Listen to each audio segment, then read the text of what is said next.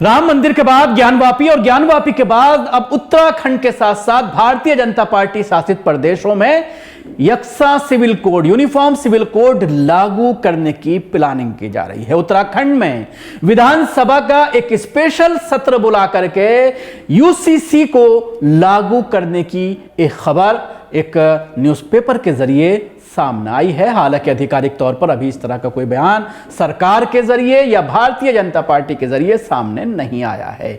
और यह भी कयास लगाया जा रहा है कि उत्तराखंड के बाद गुजरात, हरियाणा, मध्य प्रदेश और राजस्थान में भी इसको लाने की प्लानिंग भारतीय जनता पार्टी बना चुकी है। उत्तराखंड विधानसभा में 5 फरवरी को एक दिन के विशेष सत्र का आयोजन होने जा रहा है, जिसमें यूनिफॉर्म सिविल कोड यूसीसी यानी समान नागरिक संहिता विधेयक पर चर्चा करके उसे पास किया जा सकता है। यह खबर इंडियन एक्सप्रेस ने सूत्रों के हवाले से छापी है।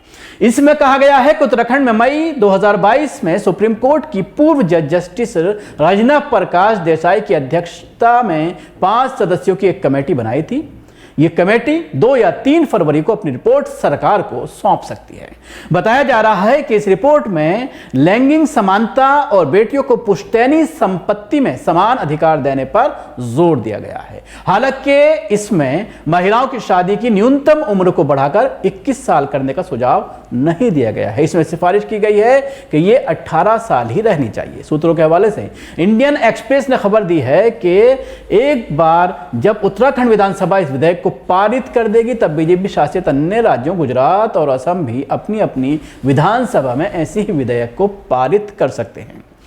अखबार लिखता है कि सूत्रों ने बताया है कि एक दिन के सत्र में विधेयक को पारित किए जाने के बाद उत्तराखंड विधानसभा का सत्र खत्म कर दिया जाएगा और फिर गुजरात और असम विधानसभाएं भी इसी तरह के मसौदे पर चर्चा करके उसे पारित कर सकती हैं। तो लोकसभा से पहले ये एक बड़ा इशू भारतीय जनता पार्टी लेकर के आ रही है मुसलमानों के खिलाफ, जिसका इस्तेमाल वो मुसलमानों के खिलाफ करना चाहेगी। लेकिन इस पूरे मामले में लगातार मुस्लिम लीडरों के बयान आ रहे हैं, इसका खंडन किया जा रहा है, लेकिन उसके साथ साथ ये बात भी कही जा रही है जो बिल्कुल सही है कि यूसीसी से मुसलमानों से ज़्यादा कबाइलों को नुकसान होगा।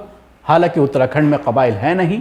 अब पहले जब ये नेशनल लेवल पर लोकसभा में लाने की प्लानिंग कर रहे थे, लोकसभा और राज्यसभा में यानी पार्लियामेंट से इस बिल को पास करने की बात कही जा रही थी, जिसका विरोध आपने देखा था कि किस तरह से पूरे देश में हुआ था। लोगों ने यहां तक कहा था कि मंत्रियों के घर में, भारतीय जनता पार्टी के मंत्रियों के घरों में आग लगा दी जाएगी। कबाइलियों ने इस तरह के बयान दिए थे और उसके बाद इसकी जो एक प्लानिंग शुरू की गई थी उसको ठंडे बस्ते में डाल दिया गया। लेकिन अब उन राज्यों में लाने की कोशिश की जाएगी जहां पर कबाइल नहीं है।